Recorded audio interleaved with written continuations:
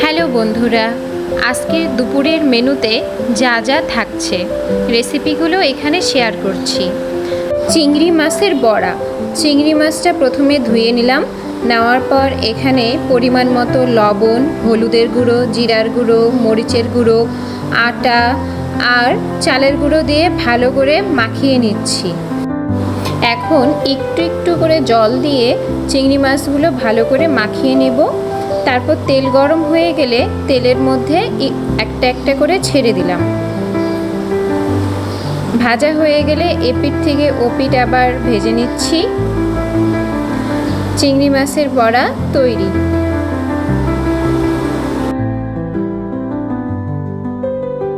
এখন বানাবো গলসা মাছের বেগুন আলু দিয়ে লঙ্কা কাটা ঝোল। গলসা মাছগুলো ভেজে নিচ্ছি। এখন কড়াইয়ের মধ্যে বেগুন আলুগুলো ভেজে নিলাম, সাথে কাঁচামরিচ। তারপর এর মধ্যে লবণ, হলুদ, জিরার গুঁড়ো দিয়ে ঝোল করতে দিয়ে দিলাম। লাউ দিয়ে চিংড়ি মাছের ঘন্ট। এই জন্য লাউকে ছোট ছোট করে কেটে নিচ্ছি। কড়াইয়ের মধ্যে তেল গরম হয়ে গেলে এর মধ্যে চিংড়ি মাছগুলো ভেজে নেব। এখন মেথি, কাঁচামরিচ আর তেজপাতা দিয়ে ফোড়ন দিব। এরপর লাউ দিয়ে এর মধ্যে পরিমাণ মতো হলুদ লবণ দিয়ে দিলাম। এর মধ্যে চিংড়ি মাছও দিয়ে দিলাম। এখন নামিয়ে নেব। এখন আম ডাল করব। এজন্য পাঁচফোড়ন দিয়ে শুকনা মরিচ, তেজপাতা দিয়ে আমগুলোকে ভেজে নিচ্ছি। কাঁচা আম।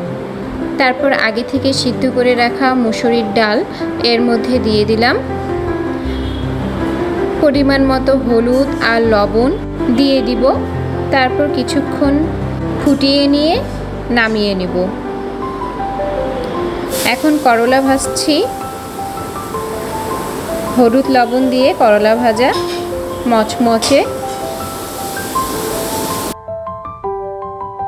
আজকের দুপুরের মেনুগুলো কেমন লাগলো অবশ্যই বলবেন, আর ভালো লাগলে অবশ্যই লাইক, কমেন্ট করে পাশে থাকবেন।